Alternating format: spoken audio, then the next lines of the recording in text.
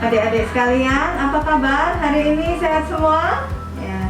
Pertama-tama kita panjatkan puji syukur kita kepada Allah Subhanahu wa taala atas limpahan karunia-Nya kita bisa ketemu di kegiatan ini dalam keadaan sehat walafiat, tak kurang suatu apa.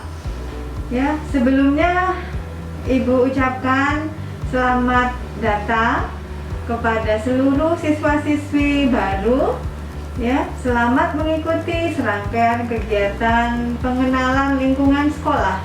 Ya, walaupun di tahun ini tidak seperti biasa karena kita di era pandemi COVID-19, maka MPLS ini dilaksanakan secara virtual atau daring, ya, semua demi kita mencegah dan mengurangi transmisi penularan virus COVID-19.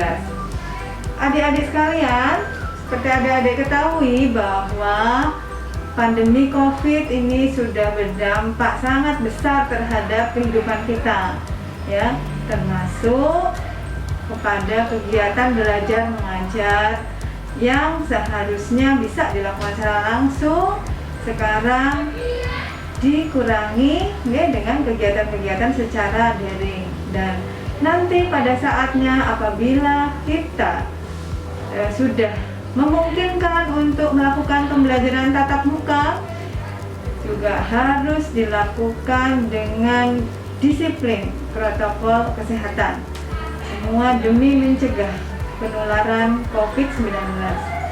Berikut ini akan kami jelaskan apa-apa yang harus kita lakukan untuk menjaga kesehatan kita di masa pandemi COVID-19.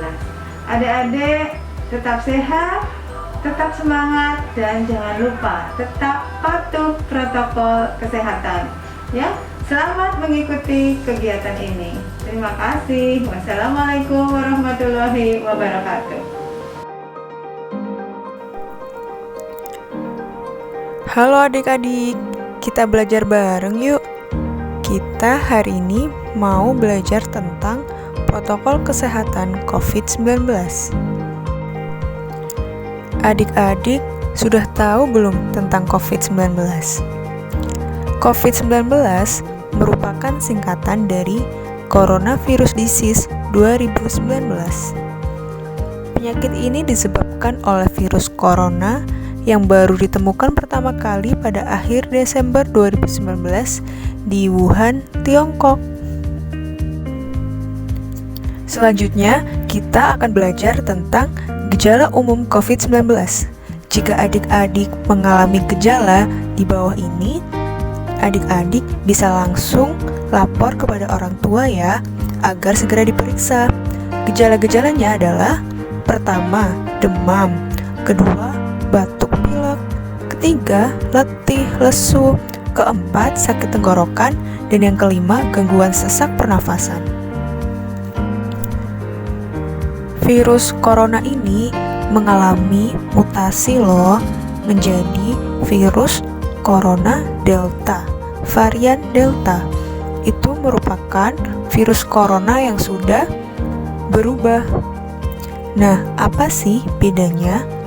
Kita bisa melihat dari tanda-tanda gejala yang muncul pada orang yang menderita COVID-19 varian Delta. Bedanya adalah jika yang Delta ini mengalami mual dan muntah, kehilangan nafsu makan, diare dan sakit perut, nyeri sendi, gangguan pendengaran, pembekuan darah, dan gangren. Peneliti mengatakan jika virus varian Delta ini mengalami penularan yang lebih pesat dibandingkan virus yang sebelumnya. Potensi keparahannya pun lebih besar. Jadi, kita harus hati-hati. Kita ketahui yuk, virus ini menular melalui apa saja ya. Yang pertama, droplet atau tetesan cairan yang berasal dari batuk dan bersin. Yang kedua, kontak pribadi seperti menyentuh dan berjabat tangan. Dan yang terakhir, menyentuh benda atau permukaan dengan virus di atasnya, kemudian menyentuh mulut, hidung, atau mata sebelum mencuci tangan. Aduh, bagaimana ya kita harus menghadapi virus ini? Rasanya kok virusnya ganas sekali, cepat sekali menular, cepat sekali menghinggapi orang-orang, ada di mana-mana. Lalu kehidupan kita berubah drastis karena kehadiran virus ini. Kita tidak boleh bermain keluar, kita tidak bisa sekolah bertatap muka langsung, kita tidak bisa dengan bebas mengunjungi restoran, tempat hiburan, swalayan, dan banyak lainnya.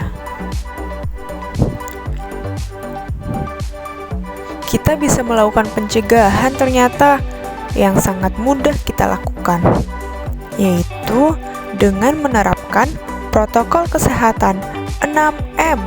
Ingat ya adik-adik, 6M. M yang pertama adalah memakai masker. Memakai masker bertujuan agar virus tidak masuk ke dalam mulut dan hidung kita. Untuk orang yang sedang terkena COVID, memakai masker bertujuan agar tidak menularkan virus ke orang lain. Hayo, siapa yang belum memakai masker dengan benar? Apa masih ada yang menggunakan masker di bawah dagu? Atau hidungnya tidak tertutup? Atau malah diletakkan di mata? Atau cuma dicantelkan di telinga? Atau malah untuk menutupi kepala? Mulai sekarang kita menggunakan masker dengan benar ya. Hidung dan mulut kita harus tertutup dengan rapat. Jangan sampai kita membiarkan celah untuk virus corona bisa masuk. Di awal sudah dijelaskan bahwa virus corona mengalami mutasi atau perubahan yang menjadi virus varian Delta. Nah, untuk mengantisipasi itu, kita harus meningkatkan perlindungan, yaitu dengan memakai masker 2 lapis. Yang bagian dalam adalah masker medis, yang bagian luar adalah masker kain. Lalu kita pakai bersama-sama. Dengan seperti itu, perlindungan kita menjadi ganda dan lebih kuat. Oh iya, yang boleh untuk dipakai double atau ganda hanya masker medis biasa ya. Kalau masker medis yang tipe KN95, N95, atau KF96 itu tidak perlu didouble ya. Kalian sudah tahu belum apa itu tipe-tipe masker? Protokol kesehatan yang kedua adalah mencuci tangan memakai sabun dan air mengalir. Mencuci tangan dengan sabun ternyata efektif untuk membunuh virus. Jadi, yuk kita rajin-rajin cuci tangan setelah bermain, mau makan, atau setelah melakukan aktivitas. Kita harus mencuci tangan. Ingat ya, menggunakan sabun dan air mengalir. Yang ketiga adalah menjaga jarak. Menjaga jarak dianjurkan karena kita tidak tahu apakah orang lain terkena virus COVID atau tidak. Sebagai bentuk pencegahan, maka kita harus menjaga jarak ya. Minimal jarak yang dianjurkan adalah 1 meter. Dan yang kedua, hindari untuk berjabat tangan. Protokol yang selanjutnya adalah mengurangi mobilitas.